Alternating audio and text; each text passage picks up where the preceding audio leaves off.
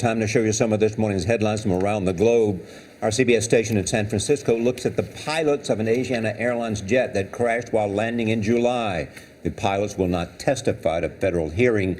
The accident happened when Flight 214 hit the edge of the runway as it came in over San Francisco Bay. 3 passengers died in the disaster. The 2-day hearing was set to begin today in Washington. It is now postponed because of the weather. The NTSB wants to know if the pilots relied too much on technology. In Connecticut, the Newtown Bee says families of the Sandy Hook school shooting victims launched a new website. They say the site will allow relatives and others to keep in touch. Saturday marks 1 year since the tragedy. Newtown will not hold any public events. Many of the families plan to light candles Friday night.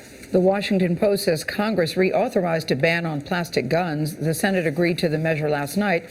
It blocks the manufacture of plastic guns that cannot be detected by screening devices. South Africa's Mail and Guardian says President Obama is calling for calm in Central African Republic. 2 French soldiers were killed in combat there overnight. President Obama recorded a message addressing the citizens. He says they have the power to choose a path away from violence.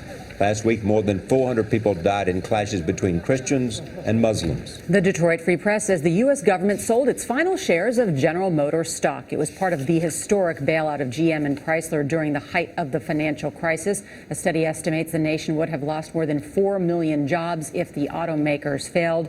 The U.S. government lost $10 billion. The Reno Gazette-Journal says the search is expected to resume today for a family in northwest Nevada. 2 adults, their 2 children, a niece and a nephew, vanished in remote mountains on Sunday. Authorities say they went to play in the snow.